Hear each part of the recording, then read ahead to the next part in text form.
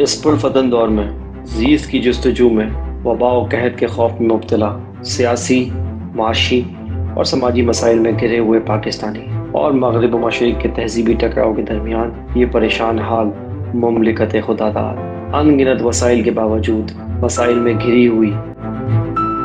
आखिर हकाइक हैं क्या? सच को तुतला देने वाले हकाइक व वाक़यात, बेदारी शऊर और हक गोई फ़र्ज़ है इस कौम पर, क्योंकि यहाँ लगा हुआ है एक तुरफ़ा तमाशा।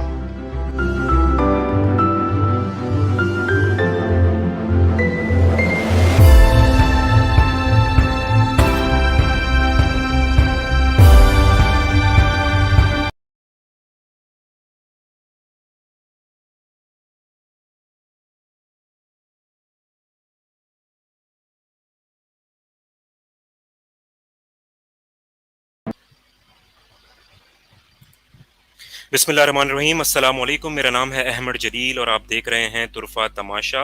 आज एपिसोड नंबर 81। उम्मीद करता हूँ बिल्कुल खैरियत से होंगे, ठीक ठाक होंगे, अपनी अपनी ज़िंदगी में बहुत कुछ अच्छा कर रहे होंगे।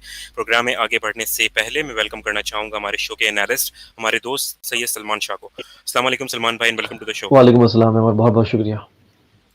जी जनाब, तो आज का टॉपिक हमारा फ्लड से रिलेटेड ही है। पाकिस्तान के अंदर आपको पता है कि सैलाबी रेलों ने बहुत ज़्यादा तबाही मचाई है और कुछ जो है वो इंफ्रास्ट्रक्चर से रिलेटेड मामला थे और कुछ ज़ाहिर नेचुरल मामला भी थे।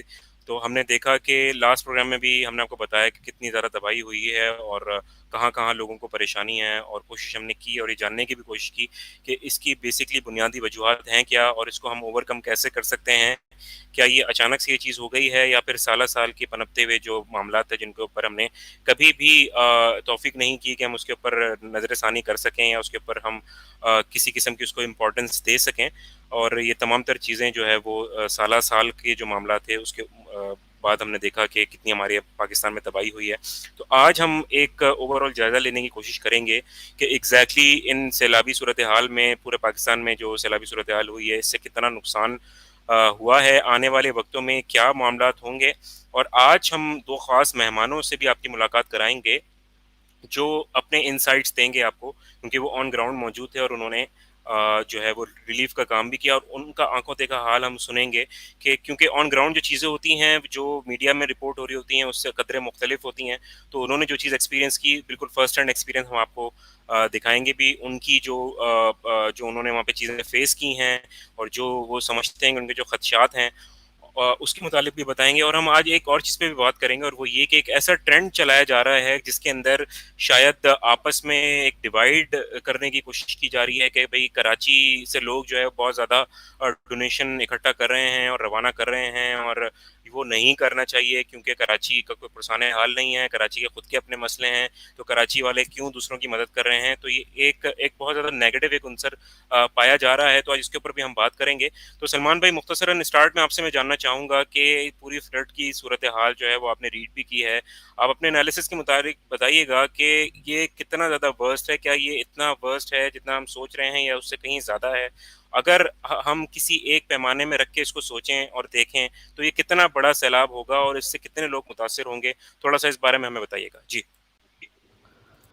जी बिल्कुल, सैलाब तो अनप्रेसिडेंटेड है और उसकी वजूहात हमने पिछले प्रोग्राम में भी बताई आपको कि स्ट्रेटेजिक प्लानिंग की जो फेलियर है वो बिल्कुल सामने है, आपके सामने है। मतलब इसमें तो कोई ढकी छुपी बात नहीं है कि कोई नेशनल लेवल पर कोई ग्रैंड स्ट्रेटजी हमारे पास नहीं थी, जिसकी वजह से ये हम देख रहे हैं। अयूब खान के दौर के बाद हमने अब बनाना शुरू किए थे, इमरान खान साहब के दौर में डैम्स, वो भी अपनी इनिशियल हालत में थे और ये फ्लड्स आ गए।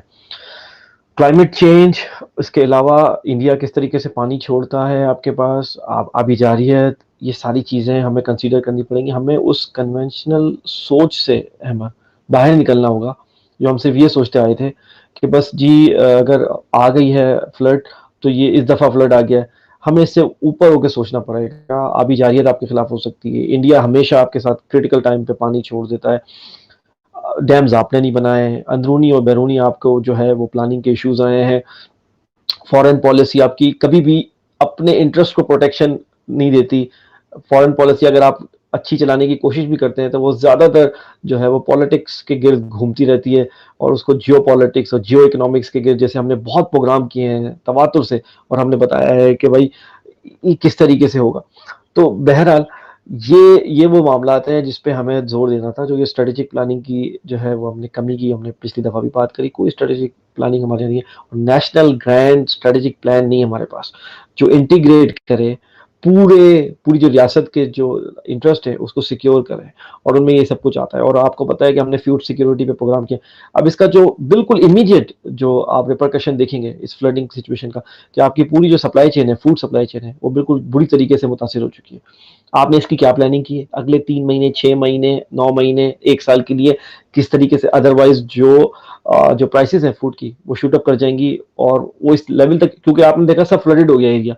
जो खड़ी फसलें थी वो सारी की सारी बह गई हैं। आपने अभी सोचा ये वो वक़्त है कि आपको सोचना है और जल्दी से एक्ट करना है, या अभी जो है अवाम तो रिलीफ के काम पे लगी हुई है। हमने आपको पहले बताया कि अवाम और पूरा ये मुल्क जो है वो देर से जागता है, लेकिन जब जाग जाता है तो मुहर्रिक हो जाता है।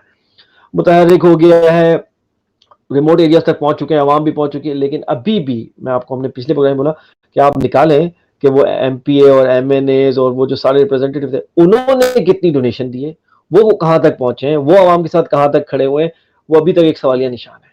अगर आप देखें तो मुश्किल से कुछ लोग पहुँचे हैं और बाकी सारे लोग जो है वो मज़े कर रहे हैं। और बल्कि अगर आप सिंध के हवाले से स्पेसिफिक बात करें, तो सिंध में तो ये है कि उन्होंने इसको एज़ ए अपॉर्च्युनिटी ले लिया है मज़ीद करप्शन करने का। क्योंकि देखिए बड़ा आसान है, मैं आपको थोड़ा-सा बता दूँ कि अगर आप सिंध गवर्नमेंट को कोई हथियार देंगे और सिंध गवर्नमेंट के थ्रू चैनल करेंगे, तो उनको तो देखें वो तो बहुत आसान है उनके लिए, ये उनके लिए अपॉर्च्युनिटी कैसी है। वो कहेंगे हमने पका-पकाया खाना पहुँचा दिया इतने अरब रुपए का। आपके पास कोई एविडेंस नहीं है और ये एक ऐसी चीज़ है कि आप इसको जो है ना ट्रेस भी नहीं कर सकते। हमने जी शेख उर्दू ने पहुँचा दी इतने अरब रुपए की, पहुँची, नहीं पहुँची, कोई ऑडिट नहीं होता, कोई ट्रेस नहीं है। तो इन्होंने तो इसको अपॉर्च्युनिटी के तौर पे लेना है और आपने इसको इसी तरह देखना है, क्योंकि देखें आप जो ये करते आए हैं, जो इनका ट्रैक रिकॉर्ड है, वो यही बता रहा है कि इनको तो ये अपॉर्च्युनिटी के तौर पे ले रहे हैं। ये आज हम थोड़ा-सा आप इस प्रोग्राम में जैसे आपने जो है वो प्रीफेस में बता दिया ये बात और स्टार्ट में ये बात बता दी कि हमने इसको डिवाइड किया हुआ है कि हम आखिर में फील्ड वर्क पे जो लोगों ने काम किया है शानदार, हम उनको भी लेंगे। तो बेसिकली मैं तमीज़ बाँधते हुए जो मैक्रो व्यू है, जो पहले मैक्रो व्यू है वो बता देता हूँ, ताकि हमारे ओवरसीज़ पाकिस्तानी भी जो हमारे व्यूअर्स हैं और पाकिस्तानी भी हैं, उनको एक व्यू पता लगे कि क्या हुआ है, मतलब किस कैटास्ट्रोफिक लेवल पर जो है वो तबाही हुई है। ऑलमोस्ट 1/3 ऑफ द पाकिस्तान जो है वो फ्लड से मुतासिर हुआ है, 1/3 of the Pakistan. It's a big thing. मतलब पाकिस्तान बड़े कंट्रीज़ में दुनिया के आता है, अगर आप ज्योग्राफिकली भी बात करें, रकबे के लिहाज से भी बात करें तो बड़े कंट्रीज़ में आता है। उनमें से अगर 1/3 उसकी अराज़ी अगर फ्लडेड हो गई है, तो इससे अंदाज़ा आप लगा लें क्या है। एनालॉजी हमने इसलिए रखी है आपको, जो हम बताएँगे, ताकि आपको अंदाज़ा हो सके किस लेवल पर हुआ है। तो जो हम अगर आप एनालॉजी यूज़ करें, दूसरे रीजन से अगर हम इसको कंपेयर करें, तो तकरीबन अगर आप इंग्लैंड से इसको कंपेयर करें कि इस फ्लड की सिचुएशन को अगर आप इंग्लैंड से कवर करें, तो ऑलमोस्ट जो है वो इंग्लैंड का हाफ, अगर इंग्लैंड डूब जाए, तो ये उसके बराबर है। और अगर आप यूएई से इसको कंपेयर करें, तो 3.5 टाइम्स ऑफ यूएई का जो रकबा है, उसके उसके इक्विवेलेंट जो है वो तबाही हुई है। यानी इंग्लैंड अगर हाफ डूब जाए, जो सिचुएशन हुई है पाकिस्तान में, वो तकरीबन ऐसी है जैसे इंग्लैंड हाफ डूब जाए, और यूएई तो तकरीबन 3.5 यूएई आप ले लें, उसके मुताबिक जो है वो डूब गया। अगर आप यूनाइटेड स्टेट्स में, तो अगर हम वहाँ से इसको कंपेयर कर सकें, तो वो ये है कि आपको जो इनकी सबसे बड़ी रकबे के लिहाज से वन ऑफ द बिगेस्ट जो इनकी स्टेट है टेक्सास, अगर वो पूरी डूब जाए और न्यूयॉर्क आधा डूब जाए, तो उसके बराबर। ये एनालॉजी हम इसलिए आपको बता रहे हैं कि व्यूवर्स को समझने के लिए आसानी हो जाती है। जब आप मैक्रो व्यू देते हैं तो समझने में आसानी हो जाएगी कि किस कैटास्ट्रोफिक कोलोसल लेवल पर जो है वो ये तबाही हुई है। वो आप जरा आपके सामने हम ये डिपिक्ट कर रहे हैं ताकि आपको अंदाजा हो जाए कि क्या हो गया। उसकी इम्प्लीकेशंस, उसके रिपरकशंस मैंने आपको बताया। इमीडिएट जो रिपरकशंस हैं वो तो आपकी पूरी फूड सप्लाई चेन जो है वो तबाह हो चुकी है। इंफ्रास्ट्रक्चर जो है वो आपका तबाह हो चुका है। आपकी जो डैम्स इनिशियल लेवल्स पर थे, इन एरियाज़ में जो कैनाल्स थी, आपको पता है जब वो पानी ख़त्म होगा तो आपको सिचुएशन पता लगेगी कि वो किस हालत में, किस मखदूश हालत में। तो वो तो बात की बात है। काम एक पहला जो फेज़ का काम है वो है इमीडिएट रिलीफ पहुँचाना, उनको फूड सप्लाइज़ पहुँचाना, टेंट्स पहुँचाना। ये ऑलमोस्ट जो है वो अपने पूरे फुल स्विंग पे जारी है। जो दूसरी चीज़ आपको आएगी 6 महीने और 1 साल के दौरान, आपको जो सबसे बड़ा चैलेंज आने वाला है वो रिहैबिलिटेशन का आने वाला है। यानी इनको आप दोबारा से इनको नॉर्मलाइज़ कैसे करेंगे, इनकी ज़िंदगियों को, जो लोग मुतासिर हुए हैं, मुतासिरीन सैलाब, उनको आप उनकी प्रीवियस ज़िंदगी तक, मतलब जो फ्लड से पहले की ज़िंदगी है, उसको नॉर्मलाइज किस तरीके से करेंगे, उनको दोबारा उस सिचुएशन में कहाँ तक पहुँचाएँगे और फिर दोबारा से उनको इस सिचुएशन में देंगे और उनको इतने रिसोर्सेज़ उनके पास उस वक़्त होने चाहिए कि वो दोबारा से अपनी ज़िंदगी का स्टार्ट कर सकें, दोबारा से जो है वो आपाशी कर सकें, दोबारा से वो जो उनकी लाइफ़ स्टॉक ज़ाया हो चुके हैं, जो मवेशी ज़ाया हो चुके हैं, वो किस तरीके से वो होगा। ये एक बहुत बड़ा चैलेंज है और इसके लिए स्ट्रेटेजिक प्लानिंग की ज़रूरत है। आम आवाम ये नहीं कर सकती, पिछले प्रोग्राम में भी आपको बात बताई थी, आम आवाम अपने तरीके से पूरी कोशिश कर रही है। फर्स्ट फेज़ में वो आपका पूरा साथ दे सकती है, जो कि वो दे रही है। लेकिन सेकंड फेज़ में अहमद, सेकंड फेज़ में जो है वो स्ट्रेटेजिक प्लानिंग दिखनी चाहिए और ये फेडरेशन लेवल पे दिखनी चाहिए। और मैं आपको एक और बात बताता हूँ। 18वीं तरमीम के बाद हुआ क्या है कि फेडरेशन कमज़ोर हो गई है, वफ़ाक कमज़ोर हो गया है। वफ़ाक के कमज़ोर होने की वजह से अब आपको पता लगेगा कि वफ़ाक का कमज़ोर होना क्या है। अगर इंडिविजुअल सूबे अपनी ज़िम्मेदारियाँ अदा नहीं कर रहे, जो कि सबसे चीफ एग्ज़ाम्पल आपका सिंध का है यहाँ पे, कि वो अपनी ज़िम्मेदारियाँ अदा नहीं कर रहे हैं और वफ़ाक को अब आने में कितना प्रॉब्लम हो रहा है, क्योंकि ये लीगल सिस्टम और ये जो पूरा इंफ्रास्ट्रक्चर इन्होंने बिठाया है, जो लीगल, उसकी वजह से वफ़ाक को इंटरवीन करने में कितना प्रॉब्लम हो रहा है, ये अब आपको नज़र आएगा। और अगर सूबों के थ्रू आप चैनलाइज करेंगे ये इमदाद को, तो आप देखेंगे कितना प्रॉब्लम आएगा। सिंध में अभी तक आप देखें, हुकूमत की तरफ से कोई सिग्निफिकेंट ऐलान आपको देखने को मिला है? बिल्कुल नहीं मिला। हुकूमत की तरफ से कोई सिग्निफिकेंट रिलीफ पैकेज की बात हुई है? नहीं हुई है। हुकूमत की तरफ से कोई सिग्निफिकेंट कोई एमपी एमएनए आपको खड़े हुए मिले वहां पे? इक्का दुक्का के अलावा आपको नहीं मिले। ये तो एक्सपोज हो ही गए थे पहले भी, मजीद एक्सपोज हो चुके हैं ये सियासतदान, लेकिन इनका एक्सपोज होना सिर्फ काफी नहीं है, उसका अजाला अब क्या होगा। इस चीज को तो हम सबको पता है कि वो क्या करते आए हैं। वो तो पिछले आप 2008 से जो बैठे हुए हैं और आप तकरीबन 15 साल होने को आए हैं, 14-15 साल, उन हमें तो पता है उनकी क्या परफॉर्मेंस है, लेकिन उसके बाद उसका अजाला क्या होगा, किस तरीके से इसको रिस्टोर किया जाएगा, किस तरीके से इनको जो है इनकी बहाली का काम होगा, वो क्या प्लान है, वो अभी तक अनाउंस होना बाकी है। अभी इनिशियल जो है वो रिलीफ का काम जारी है, उसमें अवाम बढ़ चढ़ के हिस्सा ले रहे हैं, जो कि हमेशा से लेते हैं, लेकिन उसके बाद हमें अगले फेज पे देखना है कि वो किस तरीके से। हमने पिछली दफा प्रोग्राम में बात की कि डिजास्टर मैनेजमेंट अथॉरिटी इंस्टीट्यूट्स पे हमने काम नहीं किया, वीक इंस्टीट्यूट्स रखे, उसकी वजह से आप उसका जो है वो आप इफेक्ट देख रहे हैं कि हमारे पास क्या इफेक्ट आया है उसका, जो वीक इंस्टीट्यूशंस थे। तो आपको अगले फेज के लिए जो स्ट्रेटेजिक प्लान है वो आपको वजह करना पड़ेगा, फेडरेशन को बैठना पड़ेगा सूबों के साथ, और सूबों को ये अलाउ करना पड़ेगा फेडरेशन को कि फेडरेशन इस लेवल पे इंटरवीन करे उनके साथ। और ये एक इमरजेंसी सिचुएशन है, इसमें आना का मसला ना बनाए कि हमारा ये राइट है, हमारी ये ड्यूटी है, हमारी ये रिस्पॉन्सिबिलिटी है, ये हमारा जो है वो जुरिस्डिक्शन है और ये और वो। देखें आप इस तरह की बहसें आप आगे देखेंगे कि बहुत सारी मुबाहिसे होंगे इस तरीके के। इससे कतई नज़र फेडरेशन सूबों के साथ अगर बैठ के, जो मुतासिला सूबे हैं उनके साथ बैठ के अगर ये काम करे तो ये बहुत अच्छे तरीके से जो है वो निपटाया जाता है मामला। तो ये एक मैक्रो व्यू था जो हम दे रहे थे। और इसके अलावा जो आपने एक बात करी कि ये अफवाहें उड़ रही हैं, बिल्कुल जो है वो कि कराची वालों ने इतना साथ दिया है और उनको नहीं देना चाहिए था, ऐसी कोई बात नहीं है। हम सब मुसलमान भाई हैं, सब एक कंट्री में रहते हैं, और ये तो इस्लाम और रिलीजन से भी ऊपर बात है, ये तो इंसानी हकूक की बात हो रही है, ह्यूमैनिटेरियन कॉज है ये। तो जितना दे सकते हैं दें, अल्लाह ताला आपको और देगा।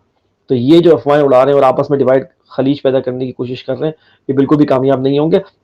लेकिन आपको एक बात मेक श्योर करनी है कि ऐसा ना हो कि इस सब के नतीजे में जो आपके ऑलरेडी जो अर्बन एरियाज हैं, अर्बन सेंटर्स हैं, उन पे मजीद बोझ पड़े।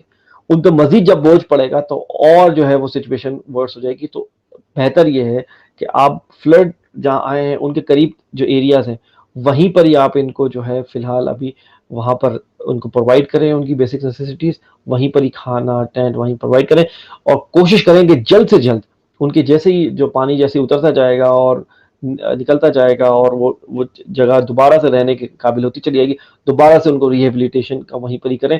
अगर इसको आपने नहीं किया, कोई प्लान नहीं किया, तो होगा यह है कि करीब तरीन जो अर्बन सेंटर्स होंगे वहां पर एक जो है वो सारी जो है वो पॉपुलेशन पहुंच जाएगी, और उसको में वापसी में फिर होता है कि जब वो पूरे तरीके से आ जाते हैं तो वो वापसी में फिर 100% वापस नहीं जाते, और जब 100% वापस नहीं आएंगे तो फिर उसके बाद जो आपकी जो एग्रीकल्चर है वो मुतासर होगी। बिल्कुल आपको पता है कि इंडस्ट्रियलाइज हो जाएगा मामला, मजीद इंडस्ट्रियलाइज हो जाएगा, जबकि आपको एक फूड सिक्योरिटी के तौर पर इतने लोग वहां पे रखने हैं एग्रीकल्चर सेक्टर में कि आपकी एक फूड सिक्योरिटी, आप सेल्फ सफिशिएंट फूड सिक्योरिटी वाला कंट्री आप रहें।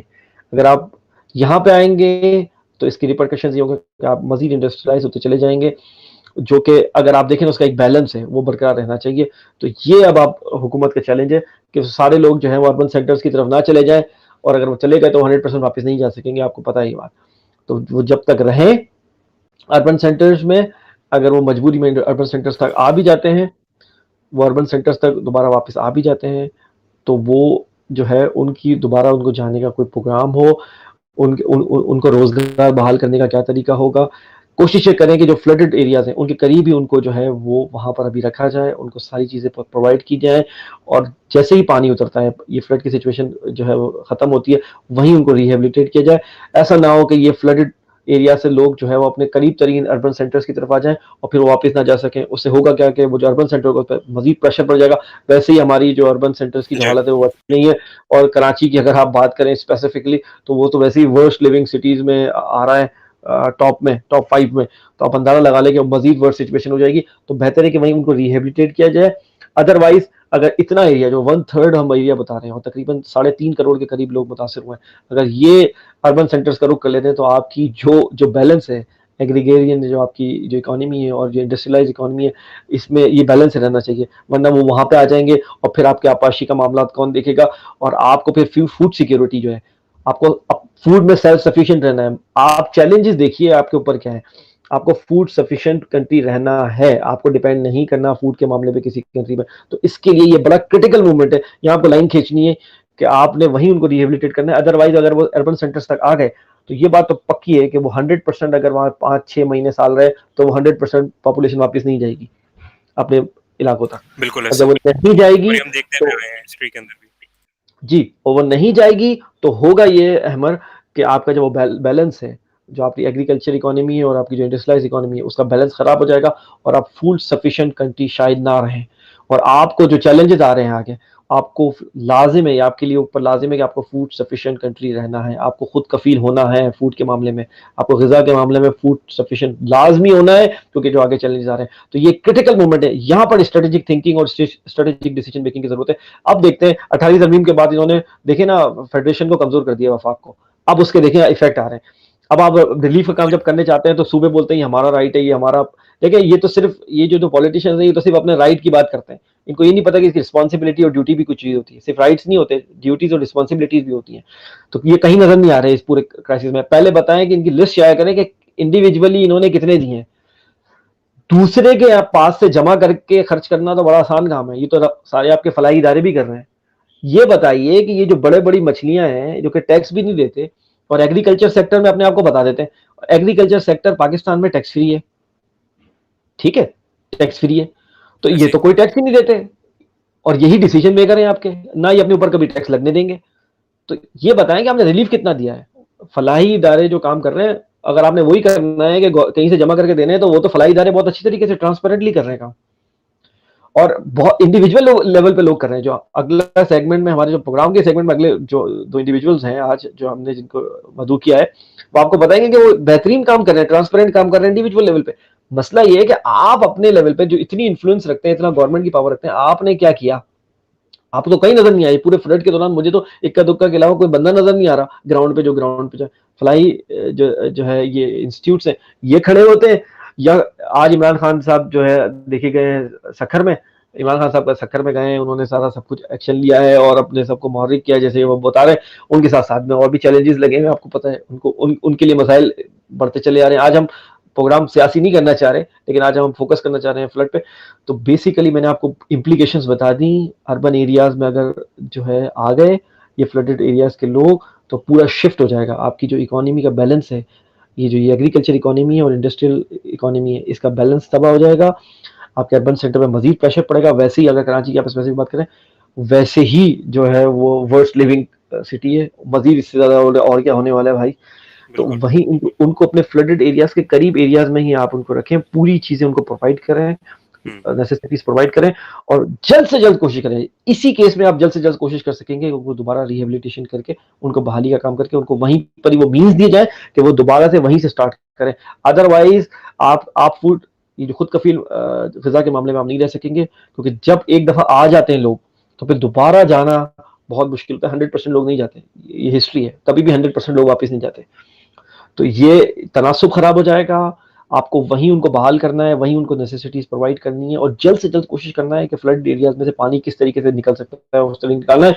और वही वाली बात है कि स्ट्रेटेजिक प्लान से होगा, वफाक बैठे सूबों के साथ, और सूबे भी अपने अना का मसला नहीं बनाए, ये ना बोले कि हमारी जुरिस्डिक्शन है 18वीं तरमीम के मुताबिक, ये अना के मसले मत बनाएं, वफाक के साथ बैठें, एक स्ट्रेटेजिक प्लान करें, किस तरीके से रिलीफ होगा, बाहर से भी इमदाद आ रही है, हर जगह से आ रहा है, सब कुछ हो रहा है, इंटरनली भी सब मोबिलाइज हो चुके हैं सारे रिसोर्सेज, चैनलाइज़ करने की ज़रूरत है उसको, सही।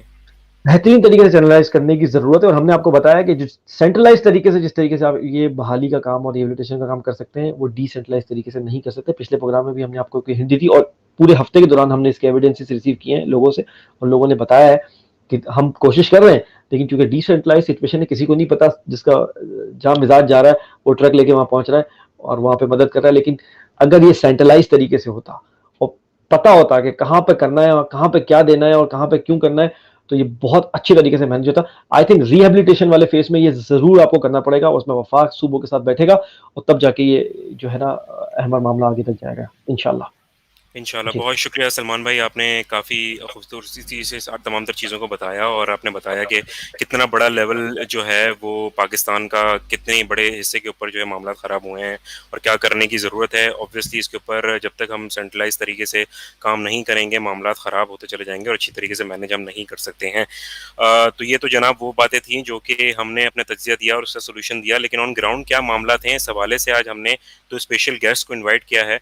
तो सबसे पहले मैं जो है वो अपनी इस स्ट्रीम के अंदर शामिल करना चाहूँगा मोहतरम जनाब ज़ोहेब अवान साहब को, जो कि पेशे के एतबार से एक रियल्टर हैं और रियल इस्टेट का उनका बिज़नेस है। साथ साथ मीडिया से भी ताल्लुक़ रखा है उन्होंने, और पास्ट के अंदर आपने उनको मीडिया चैनल्स के ऊपर भी देखा होगा, और मेरे बहुत ही अच्छे दोस्त हैं। लेकिन दोस्त से बढ़ के और रियल्टर होने से बढ़ के और मीडिया पर्सनैलिटी होने से बढ़ के बहुत अच्छे इंसान भी हैं। तो उनसे आज बात करते हैं, उन्होंने भी फ्लड रिलीफ एक्टिविटीज़ की हैं, तो मैं उनसे डिटेल्स में जानना चाहूँगा और तमाम तर लोगों के साथ शेयर भी करेंगे। अस्सलाम वालेकुम ज़ोहेब भाई, and thank you so much कि आपने टाइम निकाला और ज्वाइन इन किया बहुत शॉर्ट नोटिस के ऊपर। और मुझे बताइए कि क्या एक्टिविटी रही, आपने किस तरीके से स्टार्ट किया उन एक्टिविटीज़ को, नंबर 1। नंबर 2 ये बताइएगा कि किन-किन एरियाज़ को आपने कवर किया और क्या-क्या मुश्किलात आपने फेस की? तो ये तमाम तर चीज़ें आप प्लीज़, ओवर टू यू। जो भाई आपकी आवाज़ नहीं आ रही है, अगर आप इसको एक बार दोबारा चेक करें, क्योंकि आपकी आवाज़ मेरे पास नहीं आ रही है बिल्कुल भी। तो इन द मीनवाइल आप इसको अगर चेक करते हैं तो मैं इसको देख लेता हूँ कि क्या सिलसिला है, क्योंकि थोड़ी-सी हमारे पास टेक्निकल ग्लिचेस होते ही हैं। और ज़ुबैर भाई अगर आप इस हेडफ़ोन्स अगर निकाल दें that would be wonderful. I think mic आपका जो है वो चलने लग जाएगा, शुड वर्क। मेरे ख्याल में कुछ इशू है, आई थिंक आप दोबारा ज्वाइन इन करें। मैं इन द मीनवाइल जो है हसन भाई के साथ मैं रब्ता करता हूँ, उनसे मैं बात स्टार्ट करता हूँ, आप रीजॉइन करें, मैं आपको फिर लेता हूँ अपने साथ स्ट्रीम में। तो ज़ोहेब भाई इतनी देर में हमारा रब्ता बहाल होता है, इतनी देर में मैं कोशिश करता हूँ कि हसन भाई को भी मैं ऐड कर सकूँ। आई थिंक वो उनसे भी हमारा रब्ता मुनक़ता हुआ है। तो जनाब रिलीफ एक्टिविटीज़ बहुत ज़्यादा चल रही हैं और हमारे साथ कमेंट भी आया था कि भाई आज की ISPR की जो प्रेस रिलीज़ है उसके ऊपर भी कमेंट करें। तो सलमान भाई उसके ऊपर तो हम कमेंट नहीं कर सकते हैं फ़िलहाल, क्योंकि हमारा जो शो है वो किसी दूसरी जानिब चला जाएगा। जी जी तो बिल्कुल, तो बिल्कुल। आज हम हसन भाई को हम ऐड करते हैं अपने साथ इस बज़म में। और हसन भाई thank you so much for joining in. Hasan भाई का मैं सैयद हसन का मैं आपको थोड़ा-सा बैकग्राउंड देता चलूँ। आप जो है वो एक NGO को रन कर रहे हैं, ह्यूमनाइजेशन वेलफेयर एसोसिएशन के नाम से। इनके मुतालिक मेरी आपने पोस्ट वगैरह भी देखी हैं। तो हसन भाई thank you so much for joining इन। आपने भी काफ़ी शॉर्ट नोटिस के ऊपर जॉइन इन किया। तो साथ-साथ ज़ोहेब भाई को भी मैं ले लेता हूँ, दोनों से पैरेलल मैं बात करूँगा, काफ़ी देर से आप लोग इंतज़ार भी कर रहे थे। तो सबसे पहले हसन भाई मैं आपसे बात करना चाहूँगा कि हसन भाई क्या मामलात आपने देखे हैं, ऑन फील्ड आप काम करते रहे और आपका एक पूरा जिसे कहना चाहिए कि एक चैनल बना हुआ है, लोकल लोग जो हैं आपके साथ इन्वॉल्व थे और आपने बहुत ज़्यादा जल्दी चीज़ों को असेस कर लिया, जो मैंने देखी चीज़ें, और आपको पता था कि आपको क्या चीज़ें लेके जानी है, तो आपने स्पेसिफिकली उन्हीं चीज़ों के मुतालिक डोनेशन की रिक्वेस्ट भी की थी। तो हसन भाई पहले आप ये बताइएगा मुख्तसरन, फिर मैं ज़ोहेब भाई की तरफ भी आता हूँ कि क्या आपने चीज़ें देखी वहाँ पे और आपकी जो ये पहली ड्राइव थी, इंशाल्लाह आप नेक्स्ट वीक आपने बताया कि आप दूसरी ड्राइव के लिए भी जा रहे हैं, तो थोड़ा-सा अपने एक्सपीरियंस के मुतालिक शेयर कीजिएगा। जी हसन भाई। अस्सलाम वालेकुम। अमर भाई असल में बात ये है कि मैं खुद भी पहले ट्रैक बात है वो ये कि तबाही बहुत हुई है। ये मतलब तबाही इतनी बड़ी हुई है कि वहाँ के एनालाइज़ करें तो हम समझते हैं कि आपके 2 से 3 साल जो है ना, वो स्टेबल नहीं हो सकते। जो मैं हालाँकि मैं सिर्फ़ मैं रास्तों की बात बता रहा हूँ, मैं तो अंदरूनी इलाकों में गया भी नहीं। मैं एक समझिए मैं खैरपुर गया हूँ और अभी परसों टंडोजाम और 2-4 जगह और जा रहा हूँ। लेकिन वहाँ पे और टीम काम कर रही है, तो रिपोर्ट्स आ रही हैं, जो पर्सनल वीडियोज आ रही है जो सोशल मीडिया पे नहीं है, तो वहाँ के लोग भेज रहे हैं या सभी आई थिंक हसन, आपकी आवाज़ थोड़ी सी डिस्टॉर्शन आपकी है, तो I would still suggest you, I think कुछ नेटवर्क का कुछ इशू आज है ही, मुझे भी काफ़ी मुश्किलात का सामना करना पड़ा है। हसन, अगर आप ज्वाइन बैक करें तो मैं इन द मीनवाइल ज़ुहैब से बात करता हूँ। ज़ुहैब, आपको मेरी आवाज़ आ रही है? बिल्कुल आ रही है जी, आ रही है जी ज़ुहैब भाई। अहमद, कैसे हैं आप? सबसे पहले तो अस्सलाम वालेकुम। वालेकुम सलाम, मैं बिल्कुल ठीक, अल्लाह का शुक्र है, आप बताइए। थैंक यू सो मच, आपने बहुत अच्छा इंट्रोडक्शन मेरा करवा दिया, ये तारीफ का मैं काबिल नहीं हूँ लेकिन ये कि थैंक यू सो मच। अच्छा, अब मैं क्वेश्चन आपका सुन चुका था, थोड़ा सा इसको डिस्क्राइब कर देता हूँ, थोड़ा सा ब्रीफिंग हो जाएगी। अच्छा, आपका फर्स्ट पॉइंट ये था कि हमने क्या किया, कैसे किया और किन किन एरियाज में हम गए।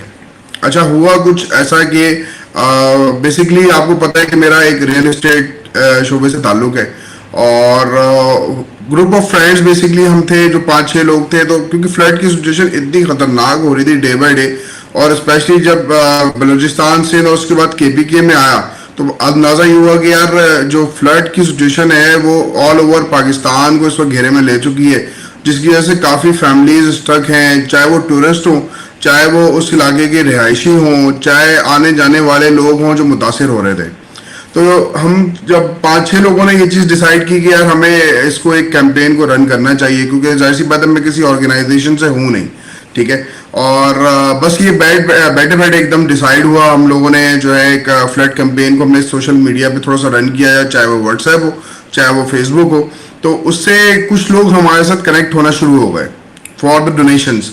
अच्छा, डोनेशंस के लिए थोड़ी सी एक चीज़ ये क्लियर कर दूं कि डोनेशन इन कैश हमारी रिक्वायरमेंट नहीं थी, ठीक हो गया। डोनेशन में हम कहते थे यार आप हमें कपड़े दे दें, जूते दे दें, आप खाने का कोई सामान दे दें, कोई ड्राई आप आइटम दे दें जिसपे जो है लोग वो सर्वाइवल उनका इजी हो जाए, क्योंकि हमें ये भी नहीं पता था कि अगर हम राशन लेके जाते हैं तो वहाँ क्या सिचुएशन होगी, ठीक है। जिस तरह बताया जा रहा था कि ऑल ओवर सिंध इस वक्त पानी में डूब चुका है, तो इसलिए मैंने फर्स्ट ड्राइव में वो कंसिडर नहीं किया। मैंने कहा यार बेसिकली दूध आप ले जाएं, आप खजूरें ले जाएं, चने ले जाएं, इस तरह के आइटम ले जाएं जिससे उनका थोड़ा सा सर्वाइवल हो जाए। और जाने के बाद ये होता है कि इंसान की एक पिक्चर क्लियर हो जाती है कि अब क्या पोजीशन है। तो वो जब हमने डोनेशंस लेना स्टार्ट किए, इत्तेफाक की बात ये कि डोनेशन हमें इन कैश भी आना शुरू हो गए और donation in the form of goods भी आना शुरू हो गए, ठीक है। उनमें बहुत सारे लोगों ने हमारे साथ ये कोऑपरेट किया कि उन्होंने हमें कपड़े दिए और पानी की बॉटल्स डोनेट हुई हैं बाकायदा। इवन कि जहाँ से मैं ग्रोसरी करने गया था तो वहाँ पे एक लेडीज खड़ी हुई थी, उन्होंने कहा कि आप किस चीज़ के लिए शॉपिंग कर रहे हैं, ग्रोसरी लिए। तो हमने उनको बताया हम बेसिकली फ्लड के लिए सारा डोनेशन लेकर आए, तो उसके लिए आप यकीन करें उन्होंने खड़े खड़े वहीं पे हमें 50,000 का डोनेशन उसी वक्त उन्होंने दे दिया। उन्होंने कहा कि देखिए मैं हूँ लेडीज, मुझे ये आइडिया नहीं है कि मैं कहाँ जाके इसको दूं, और मुझे ये भी नहीं पता कि ये चीज़ पहुंचेगी या नहीं पहुंचेगी। अगर आप खुद जा रहे हैं, आप फिजिकली जा रहे हैं, तो मैं आपको इस वक्त राइट नाउ देती हूँ, बिल मैं पे करूंगी, चीजें आप खुद अपने साथ ले जाएं, ठीक है। तो ये हुआ ये कि उन्होंने बिल पे किया, हमने सारा उनसे जितना भी डोनेशन का उनका सामान था वो सब लेकर हम आ गए थे। उसके बाद हमने खुद ही उसका सारा पैकिंग शैकिंग करके हमने नेक्स्ट डे बेसिकली निकलना था टंडो वाला यार। वहाँ पे मेरे एक फ्रेंड है सलमान, हमने उनसे रब्ता किया कि यार यहाँ की क्या पोजीशन है, क्योंकि सुनने में आ रहा था कि सक्खर और मोरो के जो इलाके हैं इनमें थोड़ा सा ड्राइव का इशू है, क्योंकि पानी हाईवे पे काफी था, ठीक है। तो उसकी वजह से हमने टंडो लयार, मटियारी, टंडो आदम कह लें, आप मीरपुर खास कह लें, इनके बारे में सुना कि यार यहाँ पे जो है इस वक्त कंडीशन थोड़ी सी वर्स्ट है, स्पेशली मटियारी का और टंडो आदम का मुझे बहुत ज्यादा सुनने में आया था। तो टंडो लयार जाने के बाद फिर हमें ये चीजें जो है ना क्लियर होना शुरू हुई कि टंडो सिटी तो फिर भी कह लें कि वो एक तो सिंध हुकूमत तो वो तो वैसे ही वर्ष था, लेकिन पानी नहीं था, बस ये बचत हो गई थी, ठीक है। लेकिन क्योंकि गांव देहात उसकी सराउंडिंग में इतनी थी, फसलें इतनी थी कि वो तकरीबन जितने एरियाज हैं, आपने देखा भी होगा सोशल मीडिया में, मैंने काफी वीडियोस की वायरल भी की थी, तो वो जितने भी एरियाज थे वो सब पानी में थे।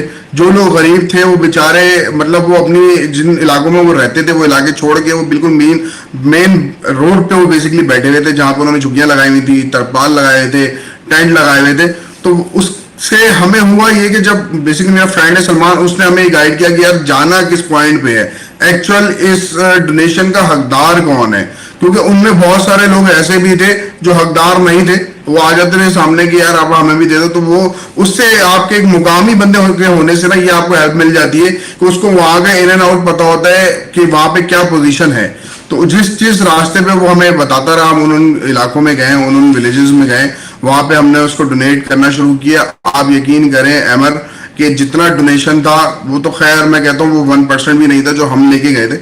आप अभी भी जितना डोनेशन जा रहा है वो भी उनके लिए कम है। इस कदर वर्स्ट सिचुएशन है वहां पे कि वो कह रहे हैं आपके पास कपड़े हैं आप हमें दे दें, आपके पास दूध है, पानी है, कुछ भी है ना आप हमें दे दें। वो आपसे ये सवाल नहीं कर रहे आप लाए क्या है, वो ये कह रहे हैं आपके पास जो है भाई वो आप दे दें। लिटरली उन लोगों ने छीना है। छीना मैं इसलिए वर्ड यूज कर रहा हूं क्योंकि वहां पे भूख बहुत ज्यादा है, ठीक है, गुर्बत बहुत ज्यादा है। अब जाहिर सी बात है एक तो इंसान वो गरीब, ऊपर से उसके पास एक फ्लड की पोजीशन आ जाती है जिसमें उसका सर्वाइवल ही बहुत मुश्किल है, खाना पीना ही मुश्किल है, रहना सहना ही मुश्किल है। आप यकीन करें हम यहाँ से मॉस्किटो नेट, तरपाल, हर चीज लेके गए थे, लेकिन वो within 1 hour, within 1 कह लें आप 1 से 1.5 घंटे में जो है ना वो कहाँ गया सामान हमें नहीं पता चला। ठीक है, हुआ बेसिकली ऐसे कि वहां पे जितने कह लें कि लेडीज हैं, जितनी वहां पे बच्चे हैं, ना उनके पाँव में जूते थे, ना उनके पास कपड़े थे, ना उनके पास खाने को कुछ था। जिस जिस रोड पे हम जा रहे थे वो उस रोड पे हमारे पीछे आ रहे थे कि यार मुझे नहीं मिला, मुझे नहीं मिला। जाहिर सी बात है हमारे पास क्वांटिटी बहुत वास्ट नहीं थी, हम लोग बहुत लिमिटेड क्वांटिटी के साथ गए थे। डोनेशंस था तो डोनेशंस के थ्रू ही गए थे, जितना कर सकते थे हमने अपनी बेस्ट कोशिश की है। लेकिन मैं आपको ये बता दूं कि वहां पे हालात लिटरली बहुत खराब है, बहुत शदीद खराब है। हम तो बहुत अच्छी लाइफस्टाइल ले गए, कराची में रह रहे हैं, ठीक है, भले हमारे कराची में जितनी मुसीबतें हैं, जितनी परेशानियां हैं, लाइट, गैस, रोड, लेकिन नैमर इससे बुरे हालात में वो लोग रह रहे हैं। वो रात में सोचता हूँ उनके बच्चे रात कैसे गुजारते होंगे, जिस जंगल में, जिस रात में जहाँ ना लाइट है ना कुछ खाने को है, वहाँ उनके बच्चे रात में कैसे सोते होंगे। इस कदर वहाँ पे मच्छर है, इस कदर वहाँ पे कीड़े हैं, इतना पानी है कि वहाँ पे किसी नॉर्मल इंसान का रहना बहुत मुश्किल है। ठीक हो गया, ये सारे मामलात मैंने खुद अपनी आंखों देखे। फर्स्ट ड्राइव के बाद मैंने ये सोचा कि मुझे सेकंड ड्राइव पे जाना ही जाना है। मेरे जितने फ्रेंड्स हैं उन सब ने कहा यार यहाँ पे मतलब बहुत हालात खराब है, हमें सेकंड ड्राइव के लिए आना होगा। तो नेक्स्ट वीक इंशाल्लाह कमिंग सैटरडे को हम दोबारा एक ड्राइव लेकर जा रहे हैं। कोशिश पूरी करेंगे जितनी मैक्सिमम क्वांटिटी में लेके जाएं, और जो कर सकते हैं यार करें। जाहिर सी बात है वो हमारे पाकिस्तानी बहन भाई हैं, हमें करना चाहिए। कराची आपको पता है इस काम में सबसे आगे होता है। जितनी भी मुसीबतें, जितनी भी मुश्किलात कराची के ऊपर होती है, कराची फिर भी हर कह लें कि हर शहर में अगर कोई मुसीबत आती है तो उसमें डोनेशन में वो पहले नंबर पे खड़ा हुआ होता है। मैं वहां पे भी एक बात बोलकर आया था, मैंने कहा अगर मैं रुक गया इस डोनेशन को देते हुए तो मेरी जगह कराची का कोई और लड़का या लाजमी खड़ा होगा। ये मेरा आप लोगों से वादा है। जाहिर सी बात है मैं एक लिमिटेड क्वांटिटी में काम कर सकता हूँ, मेरी अपने जॉब है, 10 चीजें, मैं एक वेलफेयर तो कुछ चला नहीं रहा, मैं ऑर्गेनाइजेशन नहीं चला, समझ रहे। तो मैंने मतलब उनको ये अश्योर कराया कि यार आप बेफिक्र हो जाए, कराची से आपको डोनेशन आता रहेगा। अच्छा, एक चीज और मेरे लिए थोड़ी सी अजीब थी, वो ये कि टंडोलायर की जिन सराउंडिंग्स में मैं गया था, मीरपुर खास का बॉर्डर कह लें या टंडोलायर के आसपास के जितने विलेजेस थे, वहां पे कोई डोनेशन नहीं था। मैं फर्स्ट था जो डोनेशन लेके गया हूँ, ठीक है। मतलब वो कह रहे थे यार यहाँ पे तो आए कोई नहीं, हम तो जब से फ्लड आया हुआ तब से ऐसे ही बैठे हुए।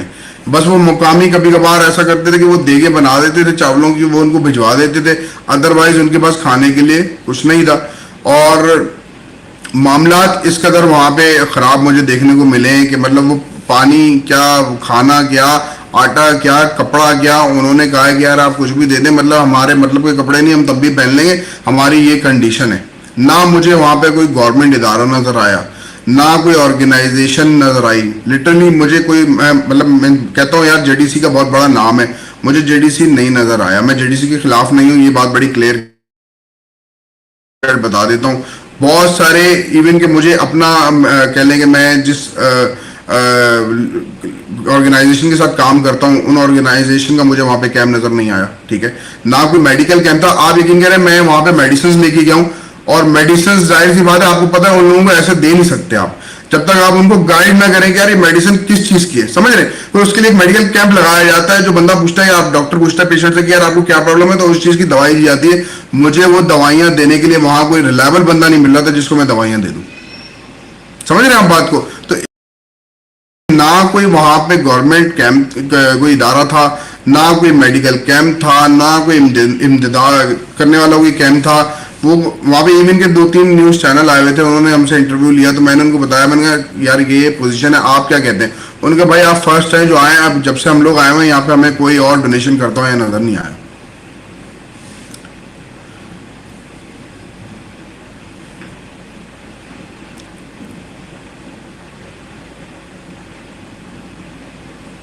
अमर आपको आवाज आ रही है? मेरे ख्याल में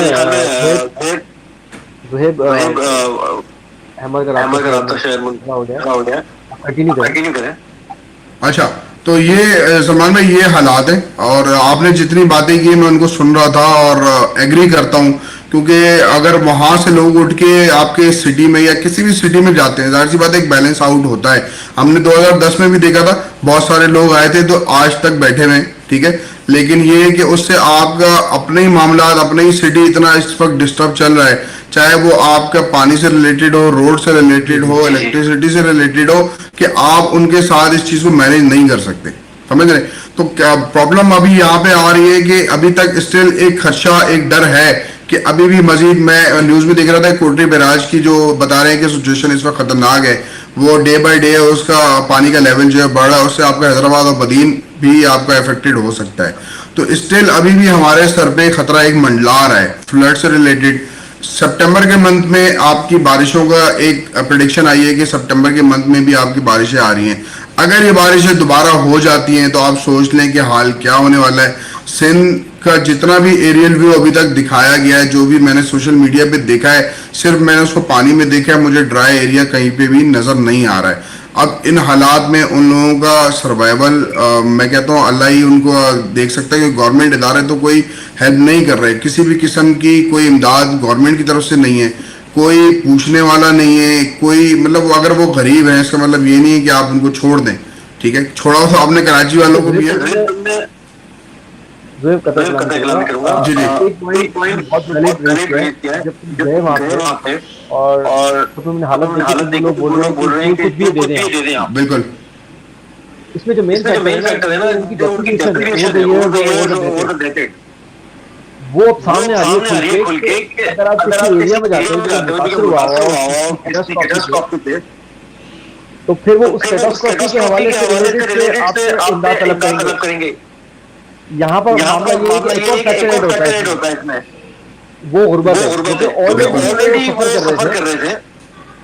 तो ये जो आप बता रहे हो बेसिकली कर रहा है कि वो इतने डिप्राइव्ड हैं, और ये इन हुकूमत ने इतना डिप्राइव्ड रखा हुआ है उनको भाइयों से, पिछले खास तौर पर 15 साल से, कि वहाँ पर जो जिंदगी है वो तो बेसिकली वो काट रहे हैं, अपने दिन काट रहे हैं, जी नहीं रहे जिंदगी, बिल्कुल एक एक करके दिन काउंट करके काट रहे हैं, हो जाए सर्वाइवल ऑफ द फिटेस्ट वाली सिचुएशन में, बिल्कुल। और टोटली बैलेंस की बात करें तो हालत हम जाते आते मखसूस थी, ठीक है ना, किसी भी वक्त ऐसा होगा, खुदा ना खास्ता गिर सकता है, पुल गिर सकता है, लेकिन देखिए आपको कुछ सुनवाई नहीं है, इतना कुछ होने के बावजूद, हाईलाइट करने के बावजूद सुनवाई नहीं है, तू तक नहीं रह रही है इन लोगों को, ये इस कदर बेहिस इनके कान पे जूं तक नहीं रह रही है। इतना कुछ आप लोग दिखा रहे हैं, इंडिविजुअल लोग दिखा रहे हैं, जो आप कर रहे हैं माशाल्लाह, ये सिटीजन जर्नलिज्म है बेसिकली, ये आप दिखा रहे हैं, आप जाके वहां पे पूरा ह्यूमैनिटेरियन कोर्स को सर्व कर रहे हैं, ये सारा सब कुछ होने के बावजूद चैनल्स दिखा रहे हैं, मेन स्ट्रीम दिखा रहा है, हालांकि कि इनके जो है ना वो कान पे जूं रेंग जाए, कोई इनको फर्क नहीं पड़ता, क्योंकि इनको पता है कि कोई इनकी अकाउंटेबिलिटी नहीं होनी है। और ये सबसे ज्यादा डेंजरस बात है कि इनको ये पता है कि they get away with it, यही इनका मामला है, कोई इन पे हाथ नहीं रख पा रहा, और अगर कोई पकड़ता भी है तो आपको पता है वो केसेस इतने तूल इख्तियार कर जाते हैं कि उनका कोई मतलब जो है वो कोई सुनवाई नहीं होती, बिल्कुल सुनवाई नहीं होती। तो ये असल में सलमान भाई प्रॉब्लम ये है ना, देखिए शुरू से, मैं सॉरी आपको इंटरप्ट कर रहा हूँ, असल में शुरू से एक हमारा एक राय के गुलामी के एक हमने उसमें ना एक बुत में बना के हमने उनको रखा हुआ है कि यार आपसे गुलाम हो, आप गरीब हो, आपकी गलती है कि आप इस मुल्क में गरीब पैदा हुए हो, ठीक है, ना आपके लिए कोई वेलफेयर है, ना आपके कोई इस राइट्स हैं इस मुल्क में अगर आप गरीब हो, ठीक है। अब तो आहिस्ता आहिस्ता, पहले कहते थे लोअर क्लास, अब तो आहिस्ता आहिस्ता मिडिल क्लास भी खत्म होती जा रही है। तो गरीब को कौन पूछेगा जब मिडिल क्लास ही आपकी नहीं बच रही? समझ रहे बात को? तो वहां पे वहां प्रॉब्लम ये है, आउट करना चाह रहे हैं, बिल्कुल वाइप आउट करना चाह रहे हैं। बिल्कुल वहां पे प्रॉब्लम ये है कि उनकी, मतलब मैं उनको कहता था लिटरली आप लाइन बना ले, मैं लाइन से आपको दे देता हूं। आप यकीन करो उनको ये बात मेरी नहीं समझ आती थी, ठीक है। मैं चाहे उर्दू में बोल लूं, चाहे मैं सिंधी में बोल लूं, वो नहीं समझते ना, उनका कसूर नहीं है। बात क्या है कि हमने उनको वो शऊर ही नहीं दिया, समझ रहे? हमने उनको वो तालीम ही नहीं दी। तालीम दे देते तो वो उनकी फसलें नहीं काटते, तालीम दे देते तो वो उनके गुलाम नहीं बनते, तालीम दे देते तो वो अंगूठा नहीं लगाते। आप मेरा इशारा समझ रहे? तो कहने का मकसद ये है कि जिस पोजीशन से, जिन हालात से मैं होकर वहां से आया हूं, आप यकीन करें एक दो दिन में बाकायदा जितने भी लोग मुझसे पूछते थे कि यार वहां पे क्या हालात हैं, मैं लिटरली बहुत परेशान होता था और मैं बड़ा डिप्रेस था कि यार मैं ये चीज देख कर आ गया हूं। और ये क्या पता एक सालों से, एक सदियों से ये चीज चल रही है, हमने तो आज देखी, समझ रहे? हमें तो पता ही नहीं ना, हम तो एक दिन गए, देख कर आ गए, वापस आ गए कराची में, फिर दोबारा अपने काम धंधे में लग गए, समझ रहे? अगले हफ्ते दोबारा चले जाएंगे। और ये बिल्कुल सही है, हमने लास्ट प्रोग्राम में ये बात करी कि same goes with political parties. हमारी पॉलिटिकल पार्टीज ने भी कभी भी इंटीरियर सिंध में इतना पेनिट्रेट कभी किया ही नहीं है। जब आप पेनिट्रेट करेंगे, जब जाएंगे, तो आपको पता लगेगा कि वहां के तो मसाइल ही कुछ और हैं। वो तो जागीरदार के इन्फ्लुएंस में है, उसके खिलाफ वो तो वोट दे ही नहीं सकते। दूसरी बात है कि उनको कोई अल्टरनेटिव भी नहीं है वहां पे। अगर आप जाके कोई अल्टरनेटिव देंगे तो वो आपको वोट डालेंगे ना अल्टरनेटिव, तो उनको तो वो अल्टरनेटिव भी नहीं किया गया। इलेक्टेबल्स अगर बहुत बहुत हुआ तो आप देखें जीडीए बनी हुई है, या इलेक्टेबल्स खरीद लेते हैं, ठीक है ना, इलेक्टेबल्स को पकड़ लेते हैं। वो भी एक खास एरिया में अभी तक वो 70s का जो स्लोगन है, जो भुट्टो के नाम पे जो वोट पड़ता है, वो वहां पे अभी तक वही चल रहा है। तो उनके पास तो बेचारों के पास ना छत है ना खाने को है। और मैं आपको सही बात बताऊं, मैं अहमद से कई बार डिस्कस कर चुका हूं कि मोहिंजो-दड़ो जैसी जिंदगी वो गुजार रहे हैं। यानी मोहिंजो-दड़ो 5000 साल पहले कवर्ड, उनकी नालियां और गटर कवर होते थे, ठीक है। आज सिंध में वो भी नहीं है, उनकी नालियां अभी तक खुली हैं। मतलब इसका मतलब है 5000 साल पहले जो इंडस वैली की सिविलाइजेशन थी, वो ज्यादा तहजीब याफ्ता थी हमारे से, जो आज हमारी इंटीरियर सिंध में हालत है। और अब इंटीरियर सिंध की क्या रोए, कराची की आप हालत देख लें, खंडर बना के छोड़ दिया उसको भी। तो भाई कौन करेगा ये? इसीलिए हमें थोड़ी सी, जो पहले हम बात कर रहे थे कि फेडरेशन को, वफाक को प्रोविंसेस के साथ मिलकर एक ग्रैंड स्ट्रेटेजिक प्लान पे काम करना पड़ेगा। पाकिस्तान को, पूरे पाकिस्तान को रिहेबिलिटेशन की जरूरत है। अगर आप सही मुझसे पूछें तो पूरे पाकिस्तान को रिहेबिलिटेशन की जरूरत है बेसिकली। तो बगैर किसी कथा कलामी के, मेरे ख्याल में हसन ने ज्वाइन किया हुआ, तो काफी देर से वेट कर रहे थे। बिल्कुल, और आज शायद थोड़ा सा टेक्निकल ग्लिचेस काफ़ी ज़्यादा हैं, शायद मेरे एंड पे ही हैं, या फिर आई थिंक जो हम ऐप इस्तेमाल कर रहे हैं, आई थिंक उसी के अंदर कुछ इश्यूज चल रहे हैं। तो Zuhaib, thank you so much भाई, आपने बहुत ज़्यादा टाइम निकाला और काफ़ी डिटेल में सारी चीज़ें डिस्कस भी की। और डिस्पाइट द फैक्ट कि हमें जो है टेक्निकल इश्यूज आ रहे थे, टेक्निकल ग्लिचेस आ रहे थे, अभी मैं आपसे जब आपका माइक में अनम्यूट करता हूँ तो आवाज़ जो है वो बहुत ज़्यादा फटने लग जाती है। तो इसके बावजूद भी आपने जो है वो काफ़ी डिटेल में सारी गुफ्तगू की। थैंक यू सो मच, मे अल्लाह पाक ब्लेस यू। आप जो काम कर रहे हो आप भाई वैसे ही करते रहो, आपकी ज़रूरत है। आपको देखते हुए आप जो है एक मशअल राह हैं आप तमाम तर हमारे जो नौजवान हैं उनके लिए, कि अगर ज़ुहैब भाई कर सकते हैं तो फिर हम भी कर सकते हैं, उन्होंने अगर कोशिश की है तो फिर हम भी कर सकते हैं। तो एक दूसरे को तरगीब होती है। खुदा ना खासा ये नहीं समझिएगा आपके जो है ना वो आपको किसी किस्म का कोई शो ऑफ कर रहे हैं कुछ, क्योंकि आजकल लोगों को दिखाना ज़रूरी है, लोगों को झिंझोड़ना ज़रूरी है कि भाई उठ जाओ, सही कर लो अपने काम। अल्लाह ने आपको अगर नवाजा है तो आपको किसी वजह से नवाजा है। अल्लाह ताला दे के भी आजमाते हैं, अल्लाह ताला लेके भी आजमाते हैं। तो please get up and do something for your country and for the people. ये आपका इखलाकी फरीज़ा है, मजहबी फरीज़ा है, आपका कौमी फरीज़ा है कि आपको इस वक्त मुश्किल टाइम में जो है बहुत ज़्यादा ज़रूरत है। Thank you so much once again. Zuhaib भाई, जाते जाते अगर मुख्तसरन कोई बात अगर आप ऐड करना चाहो तो। अमर, बिल्कुल एग्री करूंगा इस बात से। आपका एक पॉइंट आपने कहा कि यार लोगों को दिखाना बहुत जरूरी है। बिल्कुल भाई, मैं कहता हूँ दिखाना जरूरी है। आजकल का दौर आपको नेकी दिखानी पड़ती है अगर आपको अच्छा काम कर रहे हो, जिससे लोगों को मैसेज मिलता है। क्योंकि सोशल मीडिया का दौर है मेरे भाई, आप लाख मुंह से बताते रहो, लोग आपकी बात पे यकीन नहीं करेंगे जब तक आप उनको दिखा नहीं दोगे। ठीक है, ये अल्लाह का फैसला है कि अल्लाह ने हमें किस रास्ते पे चलाना है, हमारे कौन से गुनाह उसने बख्शने, उसने बताना है कि नेकी हमने की है या नहीं की है। ठीक है, ये हमारा, हम इस चीज का फैसला नहीं कर सकते कि हमने नेकी की है। मैंने कोई स्टोरी लगा दी, कोई वीडियो लगा दी, तो दिखावा ना दिखावे का फैसला या रिजल्ट मैं नहीं दे सकता ये ऊपर वाला बैठा हुआ है, मेरी नियत को जानता है, उस नियत के उस पर उसने रिजल्ट देना है, उस पर उसने फैसला करना है कि यार जुहैब ने सही किया है, अहमद ने सही किया है, ये उसका फैसला है। दूसरी बात ये कि मैं जितनी भी फ्लड से रिलेटेड जो मेरी वीडियोस थी, आपने देखा होगा मैंने एक दो वीडियोस ऐसी बनाई थी जिन हालात को देख के मैं बहुत डिप्रेस था, और मैंने बताया था कि इनकी ये हालात है। तो वो बताना, वो दिखाना, फ्लड एक्टिविटी दिखाना इसलिए जरूरी है कि वहां पे नीड है। अगर आप नहीं दिखाएंगे, लोग आपसे मोटिवेट नहीं होंगे तो वो उनकी हेल्प नहीं करेंगे। समझ रहे? आप मुंह से उनको 10 दफा बताते रहे, वो इस बात को नहीं समझो, कहेंगे ठीक है यार ये तो हम न्यूज में भी सुन लेते हैं, तुमने बता दिया, इसमें कौन सी बड़ी बात हो गई। जब तक आप दिखाएंगे नहीं, लोग मोटिवेट नहीं होंगे। आखिर में यही कहना चाहूंगा, donate as much as you can. जिसको भी करना चाहे, मेरे हिसाब से तो खुद करें, फिजिकली जाएं। संडे का एक दिन आपके पास ऑफ होता है, 3 से 4 घंटे के ट्रैवलिंग पे ये इलाके हैं, चाहे वो टंडो लयार हो, मटियारी हो, टंडो आदम हो, कुछ नहीं होता है। एक दिन आप टाइम निकालें, 3 से 4 घंटे, 6 घंटे का टाइम निकालें, डोनेशन खुद करें।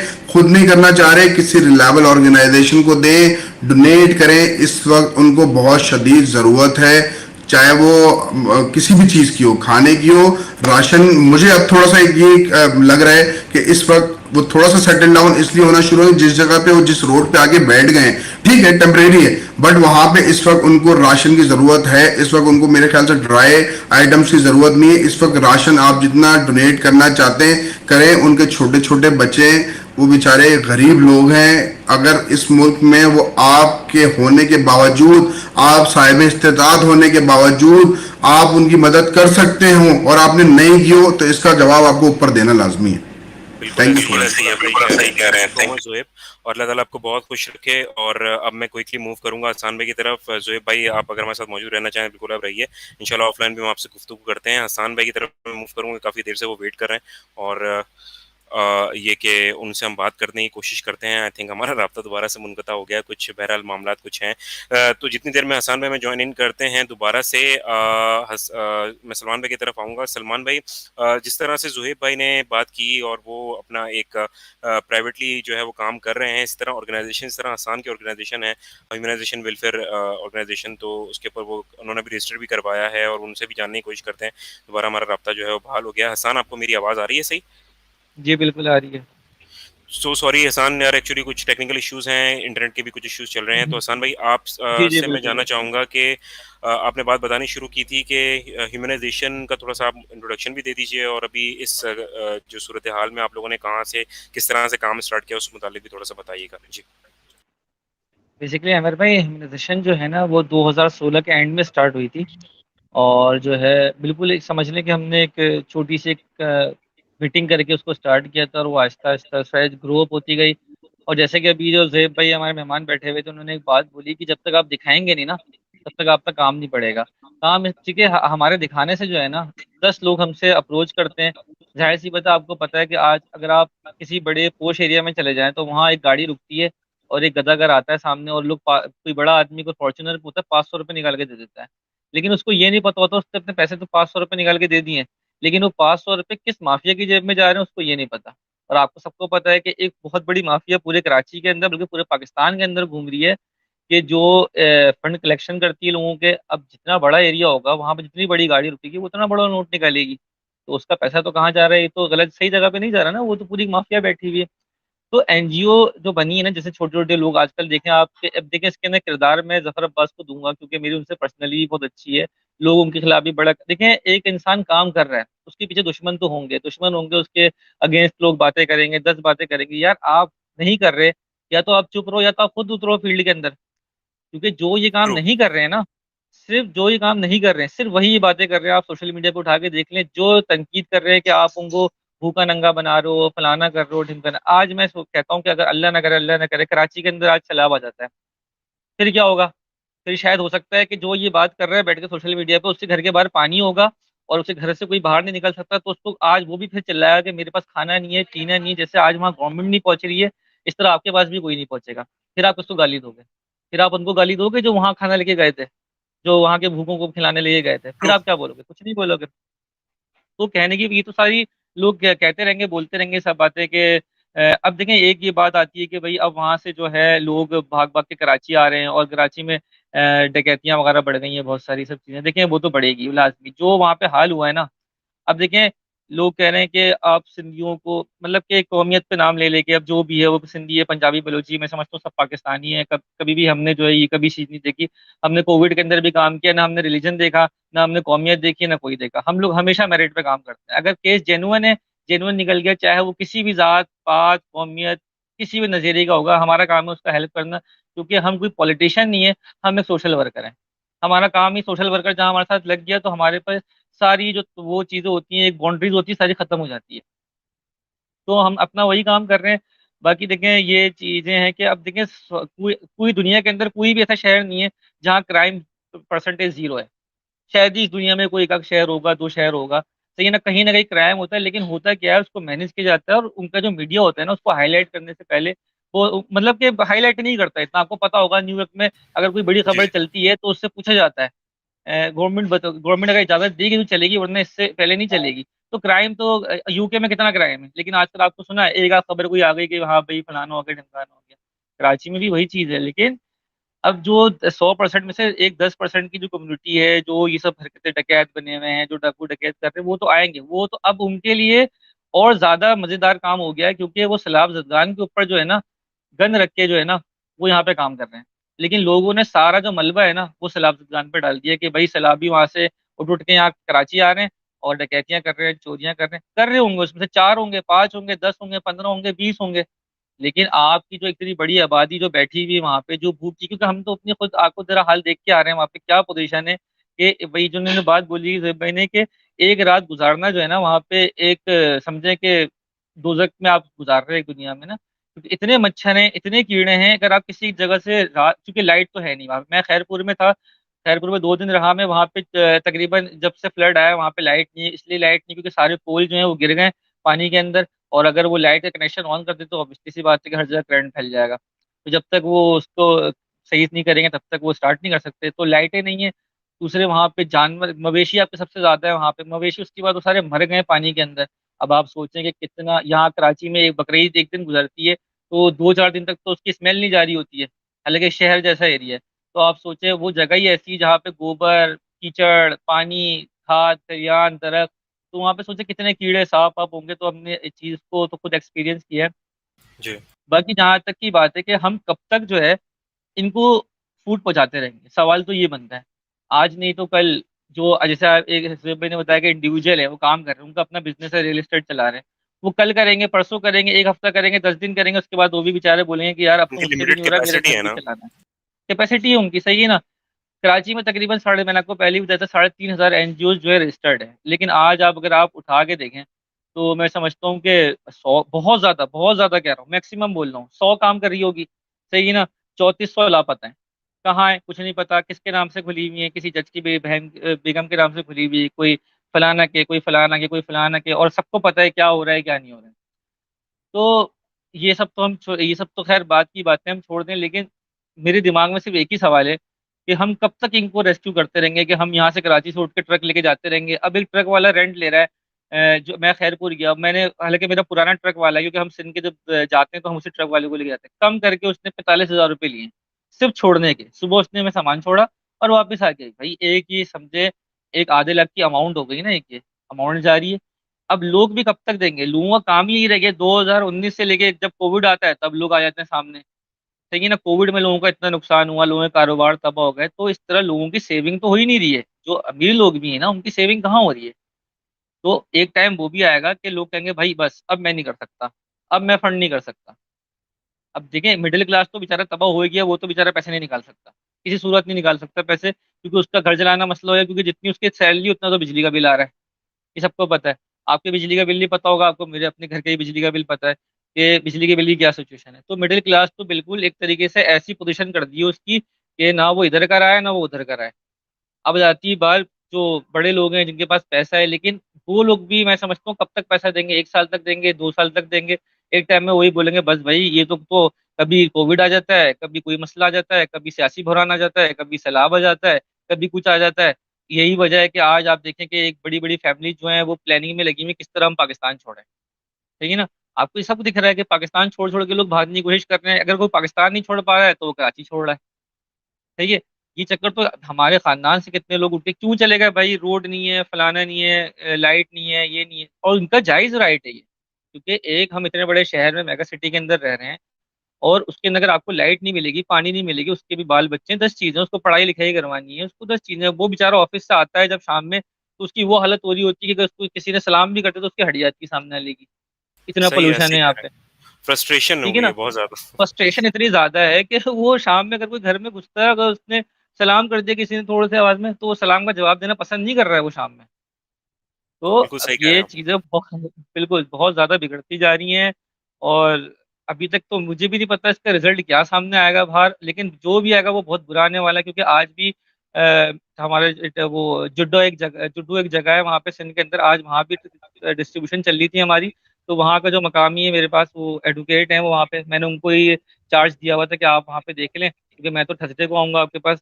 तो वो भी यही बोल रहे हैं कि जो पोजीशन है, मैंने कुछ वीडियोस भी अपलोड किए हैं आज की वहाँ के जुड्डो के ब्रिज की। तो वो कह रहे हैं कि भाई ये ज्यादा से ज्यादा 1 से 2 महीने की कहानी है, अगर इनको स्टेबल नहीं किया गया तो ये आप लोग काटने के लिए दौड़ेंगे।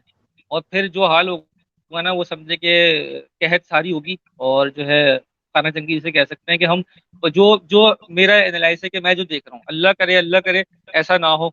सही है। और कोई ऐसा बंदा आ जाए जो इनको टेक ओवर कर ले, और जो भी चीजें, क्योंकि वहां पे जो लोगों के ना, अब लोग शिकायतें क्या कर रहे हैं, लोग ये कह रहे हैं कि भाई सक्खर के ना सबसे ज्यादा इफेक्ट हुआ है, सक्खर का बंद तोड़ा गया और खैरपुर में पानी छोड़ा गया। तो अब वहां के जो लोग बैठे हुए ना, बड़े लोग, वो कह रहे हैं कि सक्खर वालों ने हमें डुबाया है। सही है ना। अब जो खैरपुर का पानी छोड़ा गया वो दादू गया, मोरो गया, तो दादू और मोरो वाले कह रहे हैं कि हमें खैरपुर ने डुबाया है। अब ये बात चलते चलते चलते चलते और ठट्टा तक आ रही है। अब ये दुश्मनियां अलग खड़ी हो रही हैं सामने बीच से, क्योंकि जो मैंने इंटरव्यूज वहां पे कलेक्ट किए हैं, कुछ चीजें मैंने अपलोड नहीं की, क्योंकि मैं सोशल वर्कर हूँ। अगर मैं अपने प्लेटफॉर्म से कोई सियासी बयान जारी करूंगा या किसी के खिलाफ, किसी सियासी इंसान के खिलाफ जारी करूंगा, तो मेरे लिए मसला होगा बाद में ना वो। तो मैंने अपलोड नहीं किए वो किसी वजह से। तो जिनसे ही मैंने बात की, वो किसी ना किसी, कोई फलाना ओहदे वाले को क्लेम कर रहा है, कोई फलाना ओहदे वाले को क्लेम कर रहा है, कोई फलाना ओहदे वाले को क्लेम कर रहा है। तो वो अपने ना दुश्मनियां भी लेके बैठ गए हैं कि हम इनको छोड़ेंगे नहीं, हम इनके साथ ये करेंगे, हम इनके साथ वो अच्छा, करेंगे। जी। हसन, कतई जी। कलामी की माजरत। हसन, जी। जी मैं एक बिल्कुल। सवाल पूछना चाहूँगा आपसे। आपको क्या लगता है, आपके ख्याल में, आपने इतना एक्सटेंसिवली कवर किया इंटीरियर सिंध को, और ये आप गए और अभी हम्म। फिर आप जाएंगे मजीद, आपके ख्याल में कितना वक्त लगेगा ये पूरी बहाली के काम को? मतलब अगर कोई मजीद फ्लड्स नहीं आते हैं, मजीद सैलाब नहीं आता है, तो कितना वक्त लगेगा आपके अंदाजे के मुताबिक? अगर कोई फ्लड नहीं आता है, तो मैंने चीजें देखी हैं रास्ते में, क्योंकि मैं काफी टाइम वहाँ के लोकल से भी मिला, बहुत सारे वहाँ के लोग तो अगर धूप निकली रहती है, मतलब कि मौसम नॉर्मल गर्म रहता है, और बारिशें नहीं होती हैं, बारिशें भी, ठीक है, फ्लड आना एक अलग चीज है कि अगर बंद टूटता है तो फ्लड आएगा, वो सारा डैम का पानी आपके रास्ते में आएगा। ठीक है। और अगर बारिश, क्योंकि बारिशों को दोबारा बताया जा रहा है कि हो सकता है सितंबर पे एक और स्पेल लग जाए। ठीक है। सही। और अगर सितंबर का स्पेल नहीं लगता है, तो कम से कम भी पानी सूखने में 8 महीना या 6 महीना लगेगा, जो पानी है वहां पे। 6 से 8 महीने सही है ना। लगेगा। अगर उसको प्रॉपर तरीके से देखिए, अगर गवर्नमेंट पानी निकालती भी है ना, तो कहाँ निकालेगी?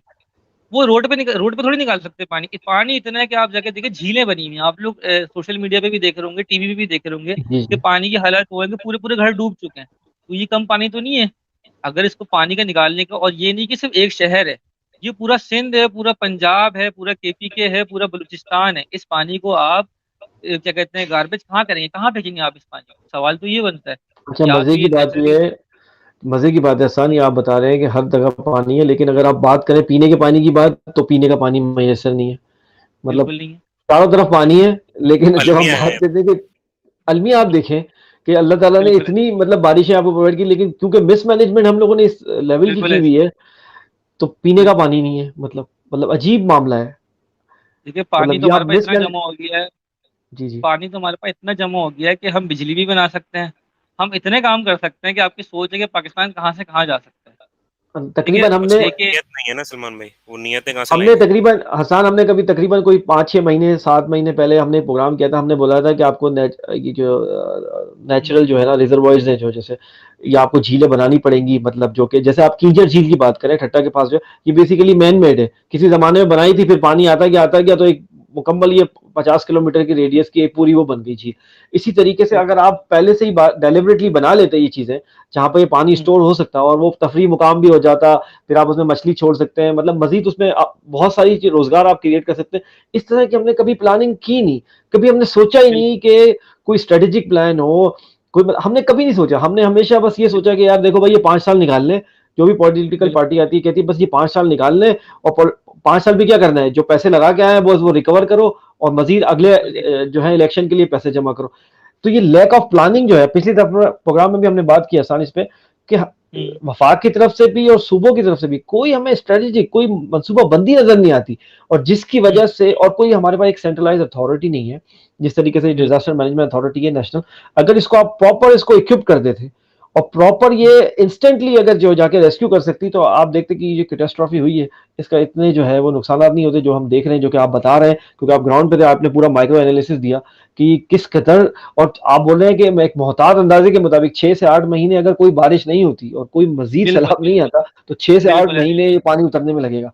तो ये इससे इतनी एक हौलनाक बात है कि उस 6-8 महीने में वो कवरेज कैसे होगी, वो रिहेबिलिटेशन का काम, जाहिर सी बात है सिर्फ पानी उतरना तो बात नहीं है, उनको दोबारा अपनी जिंदगियों तक नॉर्मलाइज कैसे किया जाएगा, वो क्या प्लान है, कौन करेगा। वफाक को 18वीं तरमीम के बाद इतना कमजोर कर दिया है कि आप जब बात करें तो सूबे बोलते हैं कि हमारी जुरिस्डिक्शन है, आप बात ना करें, और खुद भी नहीं करना, किसी को करने भी नहीं देना। इकोनॉमिकल क्राइसिस इस तरह से हैं, और दूसरी जो टीम्स हैं इकोनॉमी वाली, वो तो माशाल्लाह सुपरमैन लोग हैं, वो तो जिस तरह काम कर रहे हैं सुमन भाई। इंसानों का नुकसान तो चले, इंसान यहाँ इंसानों का नुकसान तो हो ही रहा है। आप क्योंकि देखें, मैं जिस तरह की चीजें देख के आया हूँ वहाँ पे, इंसानों का नुकसान तो अभी आप देखें वहाँ पे डेंगू और मलेरिया स्टार्ट हो गया है, बल्कि कराची तक आ गया वो।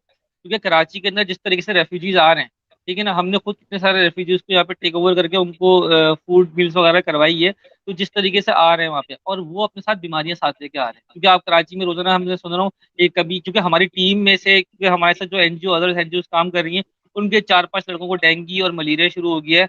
तो ये अभी आप देखिए किस तरीके से ये फैलेगा, क्योंकि वो लोग वहां से, ऑब्वियसली सी बात है कि देखिए उनका कसूर भी नहीं है, मैं ये नहीं कहूँगा उनका कसूर है कि वो उठ के आ रहे हैं। शायद हम भी इस जगह पे होते ना, तो हम भी उस जगह पे भागते जहां अपनी जिंदगी बचा सकें। कोई भी इंसान होगा, कोई भी, चाहे वो गरीब हो अमीर हो, कोई भी इंसान होगा, जहां उसकी जिंदगी के ऊपर बात आएगी, वो कहीं उसको जहां मौका मिलेगा वो भागेगा।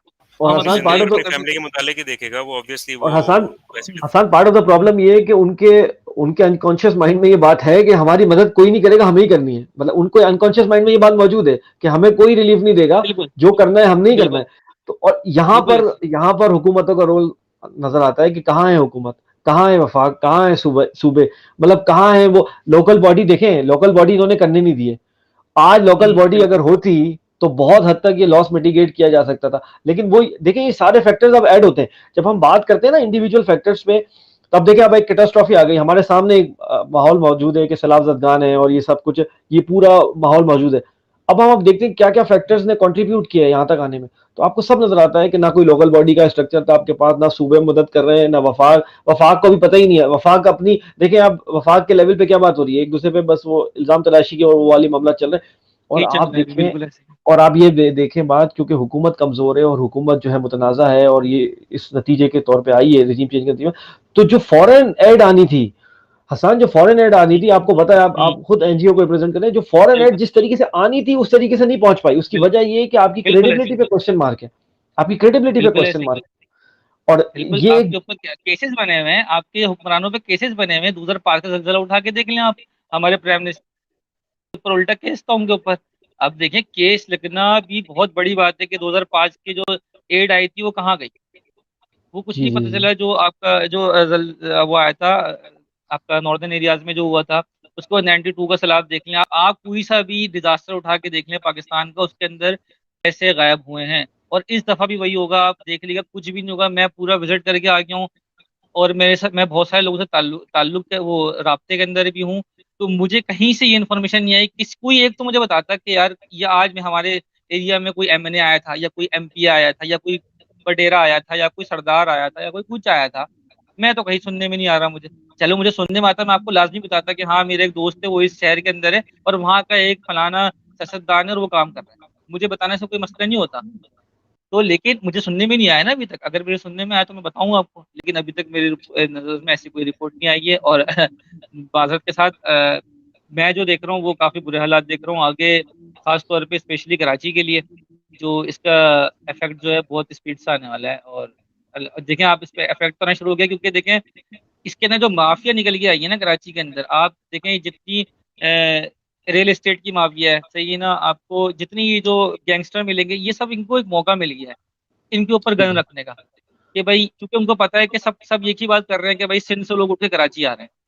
कराची में गैंगस्टर कम थोड़ी है, कराची में बड़े बड़े गैंग है, सही है ना, सही जो यहाँ पे वर्किंग कर रहे हैं। जब इनके ऊपर ऑपरेशन होता है ठंडे पड़ जाते हैं, सही है ना, ये चुप करके 1 महीना 2 महीना बैठे थे। लेकिन अभी तो ये इनके पास पूरा पूरा मौका है कि भाई जो सिंध में जो लोग भाग भाग के कराची आ रहे हैं, इनके ऊपर आप रखो गन और बस यहाँ पे कार्रवाइयाँ शुरू करो, और जो इनके ऊपर नाम आएगा हमें कौन पकड़ेगा, क्योंकि हमें तो लोग भूल जाएंगे कि भाई कराची में कोई गैंग भी हुआ करता था, कराची में कोई क्रिमिनल भी था जिसको आपने बरी कर दिया था, बाइज्जत बरी कर दिया था आपने, सही है ना, किसी ने 10 रेप किए हुए थे, उसने पैसे खिलाया तो उसको आपने बरी कर दिया था, किसी ने किसी को कत्ल किया हुआ था तो वो भी बरी हो चुका था। तो ये वो लोग भी तो बाहर घूम रहे हैं, वो ये थोड़ी कि सलाब देख के वो चुप बैठ गए, वो तो अपने काम पे लग गए। और ये वही चीजें हो रही कि जो आपको रोजाना देखना, कराची के अंदर इसको मार दिया उसको मार दिया, इतने छीन लिए। वो बेचारे को अभी जो गुलिस्तान शहर के अंदर एक डबल एमबीए को मारा है, आपने देखा होगा, से मोबाइल छीनने के ऊपर, काजमाबाद में परसों मारा है। तो ये चीजें तो अभी आप देखें क्या क्या होता है, बहुत सारी चीजें हैं। बाकी ये है कि हम एज अ सोशल वर्कर तो हमारे उसमें जो भी है हम करते रहेंगे, एफर्ट्स हम करते रहेंगे, हमारे लड़के इसके अंदर शामिल हैं और बहुत सारे लोग इसके पीछे भी हैं। बाकी सबसे ज्यादा ऊपर वाली जात पे भरोसा है कि, आ रही है मेरी आवाज,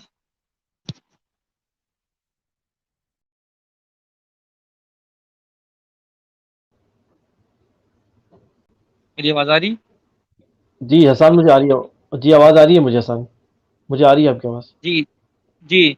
तो बस सलमान भाई, अभी बस इस बार देखिए, अभी कुछ भी प्रिडिक्ट करना ना बहुत अर्ली होगा इसके लिए ना, जब तक कम से कम 3 महीने नहीं गुजरते। 3 महीने तक अभी मैं समझता हूँ कि सिस्टम जो है ना चलता रहेगा, लेकिन जो एक इंडिविजुअल तबका जो भी बेचारा काम कर रहा है ना कराची के, जैसे सुहेब भाई हो गए, उन्होंने बोला कि मेरा रियल एस्टेट का काम है, मेरे पास कोई वेलफेयर इदारा नहीं है कोई अपना, बस मैं जी, एज अ पाकिस्तानी काम करने की कोशिश कर रहा हूँ। लेकिन ये बेचारे, मैं आपसे शर्त से कह रहा हूँ, ये ज्यादा से ज्यादा 3 से 4 या 5 या मैक्स 10 बार ये बाहर निकलेंगे, लेकिन फिर इनको भी अपनी चीजें सामने आएंगी, क्योंकि इनको अपने काम भी देखना होगा, सही। ठीक है ना। और ऐसे बहुत सारे लोग होंगे जो अभी पाकिस्तान में, आपने देखा होगा रोड्स पे बहुत सारे कैंप लगाए हुए हैं, बच्चों बच्चों ने कैंप लगाए हुए हैं, छोटे छोटे बच्चों ने, लड़कों ने, गली के लड़कों ने मिलकर ये सारे काम करे, लेकिन कब तक करेंगे? दो और आई से थिंक तीन करोड़ लोग मुतासर हुए हैं। और आई थिंक हसन, यहाँ पर फिर गवर्नमेंट का रोल आता है, क्योंकि देखें इन्होंने इनिशियल जो रिलीफ पहुंचाना था, आप लोगों ने जो रिलीफ इनिशियल पहुंचाना था, आपने अपना किरदार अदा कर दिया। अब यहाँ पे हुकूमतों का रोल आता है कि अब वो जो गैप है उसको फिल करें और उसको टेकअप करें इस पूरे इशू को, और आगे मंतकी मंजाम तक पहुंचाएं, लॉजिकल एंड तक पहुंचाएं, जो कि रिहेबिलिटेशन का पूरा प्रोसेस है। मेरे ख्याल में यहाँ से बिल्कुल लेकर वहां तक पहुंचाना अभी हुकूमतों का काम है। आप लोगों ने जो कर सकते थे, आपने अपने अल्लाह ताला के हुक्म से और अपने करेज दिखाई, मेहनत करी, और ये कलेक्ट करना कोई बच्चों का खेल नहीं है, और फिर जाना और ऑल द वे बिल्कुल मुस्तहिकीन तक बिल्कुल। उनके हाथ में रख के आना चीज़, ये बड़ी एफर्ट है। अल्लाह ताला आपको हिम्मत दे, अल्लाह ताला हम सबको भी ये करने की अच्छा, मैं तौफीक इस दे। पे मैं एक और जी, बस मैं एक चीज मेंशन करूंगा, ताकि शायद मेरी कोई बात सुन रहा हो तो वो इस चीज को समझ ले जो इस काम के अंदर काम कर रहे हैं। देखिए, अब जब भी आप कहीं भी जा रहे हैं ना, जैसे सिंध के अंदर आप काम करने जा रहे हैं, या बलूचिस्तान में या पंजाब के अंदर ना, तो अपने साथ जो है ना वो लाजमी किसी लोकल को अपने साथ रखे। देखिए, मैं जब भी कोई टूर कर रहा हूँ ना सिंध का, तो मैं अपने साथ हम्म, वहीं का, जिस शहर का मुझे टूर करना होता है, विजिट करके सामान पहुंचाना होता है, मैं वहाँ के लोकल को पैसे करके बुलवाता हूँ कराची, और कराची से अपने साथ लेके जाता हूँ। क्योंकि हमारे ऊपर अभी रिसेंटली अटैक हुआ, वो अटैक किस बात हम्म, पे हुआ कि वो जो बेनजीर इनकम सपोर्ट के जो 25,000 रुपये लोगों को मिलते हैं, उसके 2500 रुपये काट लिए वहाँ के यूसी ने उनके ना कमीशन के नाम के ऊपर। अब हमारा ट्रक वहां से गुजर रहा था, तो उन्होंने हम पे अटैक कर दिया। उन्होंने बोला आप गवर्नमेंट के लोग हो। मैंने बोला भाई हम गवर्नमेंट के लोग नहीं है, हम एक इदारे के लोग हैं। अब देखिए, कहने की बात ये कि ना उनको इस चीज का इल्म है कि वेलफेयर क्या होती है, ऑर्गेनाइजेशंस क्या होती हैं, सही है ना, उनको नहीं पता इस बात का। वो हमने उन्होंने हमें पैंट शर्ट में देखा और थोड़े चश्मा लगा के कैप लगाए हुए देखा, तो उन्होंने कहा भाई ये तो कराची से उठ के आ रहे हैं, गवर्नमेंट के ही लोग होंगे। अब उन्होंने कहा यही हमारी मसला सॉल्व कर सकते हैं, क्योंकि बाकी तो सारे वहाँ पे वहीं के लोकल घूम रहे हैं, वो तो सब मसला सॉल्व नहीं कर पा रहे हैं। अब उन्होंने पत्थर शत्तर उतार ली कि जब तक हमारे 2500 रुपये हमें वापस नहीं मिलेंगे, हम आपका ट्रक नहीं जाने देंगे। हमने कहा भाई हम क्या करें भाई, हमने उसको समझाते रहे, एक तो हमारी जबान वहां से मैच नहीं करती। वो तो अल्लाह का शुक्र है कि हमारे पास सिंधी थे, क्या कहते हैं, जिनको मैं लेके गया था, उनसे हमने बात करवाई, उनकी तकरीबन 2 घंटा उन्होंने हमारा खाया है, उसके बाद जाके हमारा ट्रक उन्होंने छोड़ा है। तो मैं सबको ये मशवरा दूंगा कि जिस शहर भी जा रहे हैं, वहाँ का लोकल लेके जाएं। और लोकल लेके देखिए, रोडों पे तो बहुत सारे लोग निकल के बाहर आ गए हैं, सही ना, रोड पे आने वाले का ये है कि जो रोड पे कैंप लगाए हुए हैं ना, उनको जो गाड़ियां वहां से गुजर रही है ना, वो उनको कुछ ना कुछ दे रही है। ठीक है ना। अब जैसे अगर आप हमारी वीडियोस देखेंगे ना, हम लोग ने जहाँ भी विजिट किया है ना, वो हम लोग बिल्कुल अंदरूनी एरियाज गए, हम कश्ती करके गए हैं। ठीक है ना। या हमने पूरी प्लानिंग की है कि हम यहाँ पे इतनी देर रहेंगे। हमने या फिर अगर अब जैसे हमने लास्ट वाला जो थरी मीरवा के अंदर किया, हम सारा सामान कश्ती के अंदर लेके गए और उस गांव को तकरीबन 1 से 1.5 हफ्ते का राशन दे के आए कि वहां पे रोजाना खाना पकेगा और वहां के लोगों को मिलेगा। भले हम एक छोटे से एरिया को जबरदस्त। कवर कर रहे हैं, लेकिन कम से कम हमने ये प्लान में रखा है कि हमने उनका 1 से 1.5 हफ्ते का राशन अंदर उनके रखवा दिया है। उनको रोड पे आना नहीं पड़ेगा, वो एक से तो डेढ़ ये हफ्ता भी राशन बहुत खाएंगे। अच्छी चीज़ है सलमान भाई, सॉरी टू इंटरप्ट हम्म, हसन भाई, के हम्म, जो जितनी भी एनजीओज हैं, जितने भी लोग हैं जो मुखैर हजरात हैं, वो हर जगह हम्म, जाने की कोशिश ना करें, स्पेसिफिक हम्म, एरियाज के ऊपर फोकस करें और उसके बिल्कुल ऊपर ही तवातुर में उस पर काम करना शुरू करें। इससे होगा ये कि लॉन्ग टर्म के अंदर जो है ना बहुत सारा एरिया हम कवर कर सकेंगे। वरना अभी तो है बिल्कुल। पैसेट सिचुएशन है ना कि कोई कभी सिंध जा रहा है, कोई कभी बलूचिस्तान की कोशिश कर रहा है, कोई दूसरे इलाकों की हम्म, कोशिश कर रहा है। मेरे ख्याल में एक हम्म, जगह जहाँ पर आपने वेरीफाई कर लिया कि यार यहाँ पर इस तरह के लोग मौजूद हैं जिनको आपने फ्लड एक्टिविटीज के अंदर पहुंचाना है चीजें और सारी चीजें, वो मुस्तहिक भी हैं, तो वहां पर मेरे ख्याल में पहुंचते हुए इनको जो है वो तमाम तर लोगों को एक ही जगह पे काम करना चाहिए। तो आई थिंक दैट्स अ बिल्कुल great thing to be discuss. बिल्कुल बिल्कुल ऐसे ही। अब उसी जगह पे जाएं और देखें, आपको मुश्किलात तो आएगी, लाजमी आएगी, क्योंकि हमें हमने और लेकिन अपने साथ लोकल जब तक आप नहीं रखेंगे ना, तब तक आपको मुश्किल होगी, लाजमी होगी। ये आप ये ऐसे उठ काफ़ी के चले जाएंगे और ये आपको काफ़ी कुछ समझ प्रैक्टिकल में नहीं एडवाइस आएगा। है। ये आपने बिल्कुल, बिल्कुल प्रैक्टिकल आपको कुछ एडवाइस समझ बुल्स नहीं आय आएगा। दी है।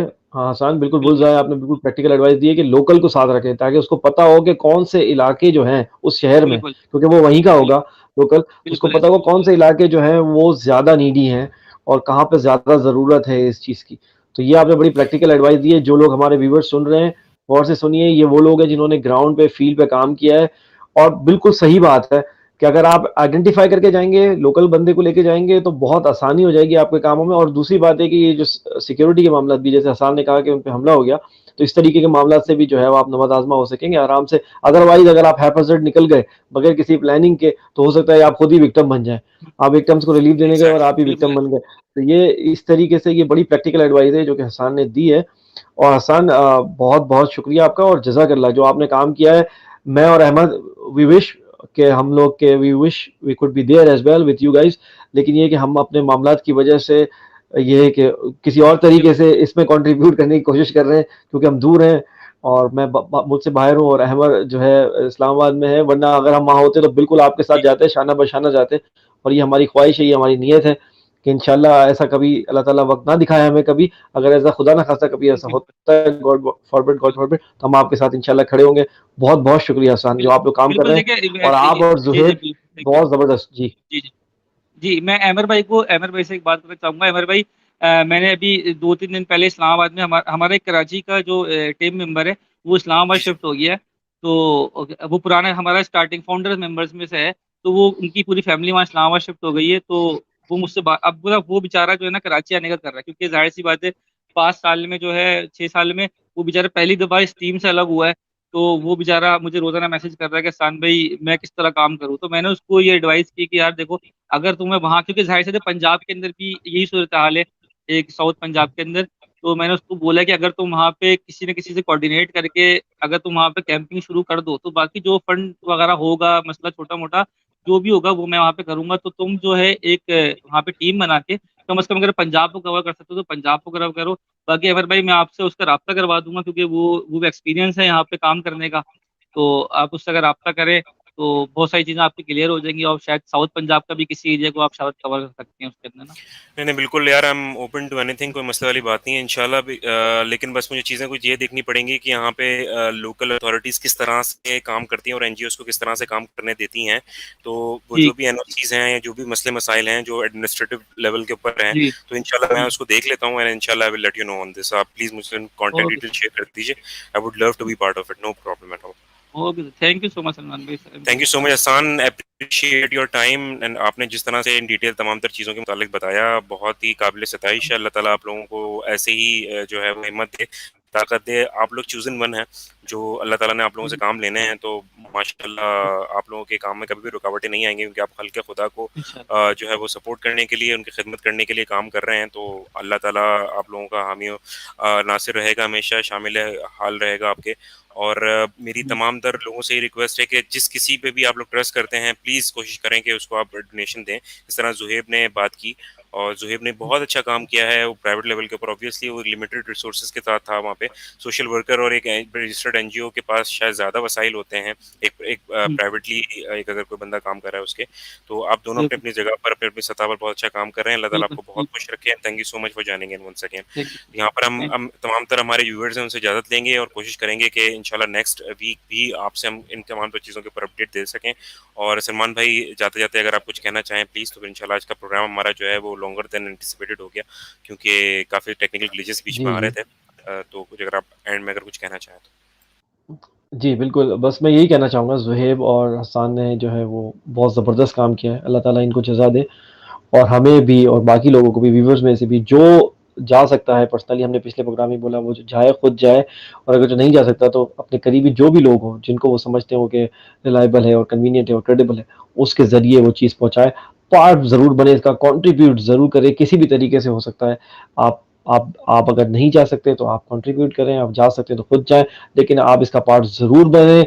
कोई नेगेटिव थॉट्स जो लोग हमें डिवाइड करने की कोशिश कर रहे हैं इस कैटास्ट्रॉफ़ी की वजह से, उनका बिल्कुल उस नेगेटिव प्रोपेगेंडा का बिल्कुल पार्ट ना बने। बिल्कुल पॉज़िटिव माइंड के साथ, ये खल्क़े खुदा का काम है, आप खल्क़े खुदा का काम जो है वो कर रहे हैं, अल्लाह ताला इसमें बरकत देगा।